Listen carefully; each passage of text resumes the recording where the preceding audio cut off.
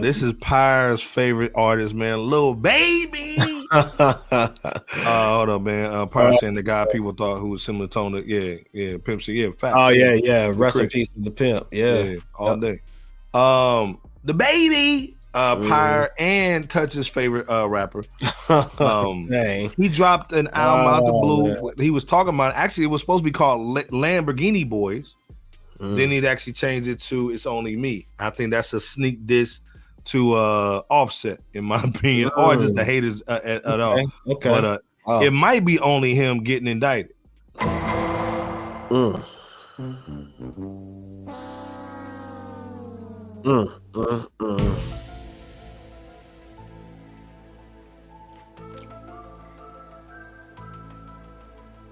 So you might get a dice, so be clear. But this dude's been giving out backpacks, turkeys, chickens. He's been helping the homeless, man. This dude dropping albums. They just gave him a Baby Snowman Helper Award, man. Yeah, they had a whole event just to give him an award.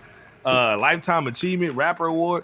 He's been trying to do anything, man, to not get indicted. But again, he dropped the album. He always has dope album covers, always got the gold on it. I'm not a super Lil Baby fan, but the dude can spit. Let's be clear. My issue, I got one issue, and I'm gonna basically talk about it after you go in, Bebo P. What was your thoughts on It's Only Me, this amazing record from QC? I'll just go off of the I'll just give some examples by way of the singles / videos. I'll start with the Hey joint. It's okay. It's okay. It's an okay song, I guess, regarding his dealings with females of what various instances where he seemingly you're right, Touch. Yeah. Oh yeah. Shaking hands, kissing babies, calling himself an activist, the whole nine. Come here, little nigga, baby. Come here, little nigga. Come here, little nigga, baby. Come here. Stop. Come here, little nigga, baby. Oh God. YouTube's gonna say what he say right here. Right. Nigga, baby. Man, but no, he's got some okay singles. That Hey and California Breeze, he's on his female swag. I noticed that the California Breeze, no, not that one. The In a Minute, it sampled that Drake's Pound Cake, or if not the sample from it, essentially. But that's a decent joint about his success, some of the grind it took to get to where he's at, the money he gets to spend, and the stuff that he has, the haters that were once close knit to him, being jealous. A lot of the tones and undertones of rap was pretty much the same throughout the album. Power 600 said Baby killed his flex freestyle. He did too. Yeah, he sure did. Yeah, sure did. So shout out to him for that. But this, from what I could tell, the album's not anything to ride home about. Twist. Okay. Yeah, there you go. Sugar free, by the way, too. You know what I'm saying? For all my diabetics out there. There you go. All right. But yeah, it's I mean, I think the fans might like it. In fact, somebody out there is liking it because he's making his sales. But before I go into that, bro, what's your thoughts? Because it didn't really like. Well, this is the thing for me, man. Every artist at some point, man, has a Music Soul Child album, and what I mean by that is first one. Well, no, Music Soul Child always makes the same song. Just basically just talks about something different on the song. Yeah. So this was his Music Soul Child album where he used the same producers, and really it just sounded like a continuous loop of a beat for the first couple of songs, man. Yeah, it didn't sound different. They used the same drum tracks, the same drum snares. This is Mopar music, man. If you have a Dodge Durango, Caravan, Challenger, Charger, or Journey, this is the album for you to do donuts in the middle of the intersection with.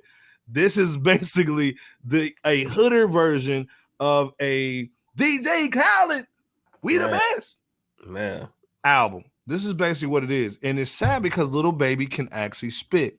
The problem is, in my opinion, is it's almost like he goes out and finds the same beats to rap over. The same type of beats, right? The same type of beats. You know what I'm saying? It's either going to have a galele little joint, you know what I'm saying? Ukulele little joint, or it's gonna be something real trap, and he's gonna basically say, you know, a lot of slick stuff on it, man. This is basically anybody who has a GD or below kind of album. Again, like he's not really saying too much. The sad part is I bet you this dude can rap his butt off behind closed doors, but he doesn't do it because he's going to make more money if he dumbs it down, in my opinion. Well, he's got some word. He's got some. He's got wordplay like crazy. We not knocking Baby the rapper. Right. We're just I'm knocking the album and the beat selection. It's almost like we know these dudes want this key, this drum track, this 808, and they talk about something greasy on it. Right. And he's got the formula, and this is why I'm calling it a music soul child. If music soul child started using different producers, they say, "What are you doing? Man, your audience only wants this." You know, some simp record with boom with a Digby piano on it. Like that's all we want from you. You can't do nothing else. So again, he's almost put himself in the corner with this third album that he's dropped, where it's literally the same old stuff. So again, he's almost about to DaBaby himself because that trend of that music is getting very stale, in my opinion. So let me ask you this, bro, because I'm glad you said that statement about DaBaby in reference to album sales. According to the first week projections for Lil Baby, he's slated to sell around 210,000 copies of It's Only Me. So that does put him in the range of, you know, the top albums that's dropped this year, like your Futures, your Drakes, your Gunnas. Now, I didn't say that Music Soul Child didn't sell. I'm just saying that the production was basically put him in a corner and keep on doing that. So if Lil Baby ever wants to get on a hip hop beat or something West Coast, they're gonna say, "What you doing, man? Why ain't you making Mopar music?" Well, but you made reference to DaBaby as well in reference to record sales. Well, and so I think DaBaby doesn't have the machine that Lil Baby has. So with having QC, quality control, Coach K, you know what I'm saying, and all those gentlemen over there, we don't want no smoke from y'all when we go to Atlanta. He didn't have the machine. The Baby didn't have the machine behind him. Then also, Lil Baby, like again, he's been Nino Brown in the streets. He's been kissing babies, shaking hands, doing everything he can. He's going up and doing the verses. Then also he has a likability because most street cats want to be him. I'm not saying his music is, but he's the new Nipsey Hussle when it comes to the intelligent thug persona. I want to be this dude, put some glasses on, and you know, and be this intelligent thug. You know what I'm saying? So he's the guy that most of the street dudes want to be like, listen to, and he's the guy. He's the Pookie. He's the elevated Pookie and Ray Ray that most black women in our in our community, honestly, want to be with. Yeah, he is. You know what I'm saying? It's him and Moneybag Yo, and Kevin Gates. That's the archetype for our whole community. Real talk. From men to women. This is the men that the guys want to be like, the Pookie and Ray Rays, and then the nerdy guys with degrees want to look like and act like, even though they're not. And this is the guy and the persona that most of our women want. Yep. So at the end of the day, he's just basically, in my opinion, just giving you the same thing he's been doing. To me, there's no creativity in this album at all. You can pretty much play his first one and this one. There's no difference at all. So let me ask you this then. Do you see a significant decline coming anytime soon if he stays down this road? You said no? I think he's got 2 more albums of doing this type of music. That's what I'm wondering. Yep. And then obviously we know this album has maybe a shelf life of January. You know what I'm saying? If that. So again, he might put out something again in February, March, or April. But again, I think this is something for his fans to eat off of for the holidays. This gets him touring again. In a podcast, he was saying he makes $300,000 per feature on a song, and also he's getting just the same amount for touring. You know what I'm saying, for performances. So he's eating right now. And shout out to Coach K, man, and all the boys over at QC. Yeah, he's eating right now, and this is why, to me, Bobby Brown, aka Offset, is pissed that this dude is winning because. Of course, any other rapper would say, I can do the same thing he's doing. I'll go get the same beats he's rapping on, and I'll be popping just like him. But again, I think he has basically passed that torch from Nipsey Hussle, and he's the archetype that every hood cat with a Challenger, Caravan, Charger, that Cadillac Journey, Escalade, that Mopar music, man. This is the guy they want to be like, man. And right now, he's just on top of his game, and he's got the machine behind him. He can drop anything he wants, and that's what the Migos had issues with in the first place. Was he can drop anything he wants, and we gotta wait. You know what I'm saying? They've been having so many legal issues. Once they got Lil Baby on QC, they ain't thinking about Migos, man, because this dude can go a bumper clock on a beat, and people gonna buy it. Right. But right now, he's just that dude to these dudes under 30. Right.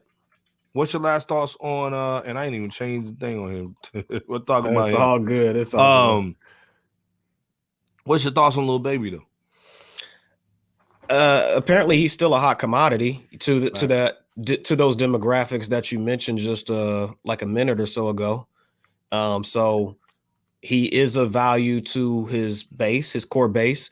He's still a value to his label, so to speak, slash, was a QC. And I think that people who are hardcore fans of Lil Baby is going to really like this album. He's a talented artist. He does have talent. I do think that he hasn't yet reached his fullest potential. And salute to Lil Baby. Hey, no shade our way. We're just giving our constructive criticism of the music that we're hearing. But as far as the man himself, he's successful. He's doing his thing, from what we could tell, and we'll just see how things go moving forward. This is the album that every guy that wants to be in the industry will basically dissect and try to emulate. I think so too. So he's still very much in the pocket for what his base is wanting, and that does cause an aspirational mindset to take place, is what you're getting at, man. So again, he's just got the juice. Most artists are going to envy this dude because he's just getting like Jay-Z-ish numbers for this time period. Yeah. Everybody, I mean, like, dude, look, the Baby got 20, 18, somewhere around there. He's getting 200 first week. Yep. And you just dropped out the blue. And when you listen to the album, it's the bottom of an air fryer after you turn it off for an hour. You know what I'm saying? It's not that serious. It's not that hot, in my opinion. But again, he's got the flavor. You know what I'm saying? So he does. He's got the wave. Eminem did his thing. Eminem could ride that for 4 or 5 more albums because nobody had that rhyme pattern like him. So again, the Baby came in with that little, that melodic rhyme pattern, man, and then just the greasy talk. And then a lot of his competitors, man, are out of the game. The Gunners, the Young Thugs, the Young Dolphs. You know what I'm saying? Them cats is gone. So you don't have any competition, man, right now, man. Nobody's challenging you in that sound. Then also now, DJ Khaled has taken your sound and made it an industry standard. So again, this is why I'm saying that cats are going to be looking at his album and dissecting it, because now this has become the industry standard of what you need to do to sell records. Yeah, it is. So I agree. Great analysis, like I said, man. Great analysis.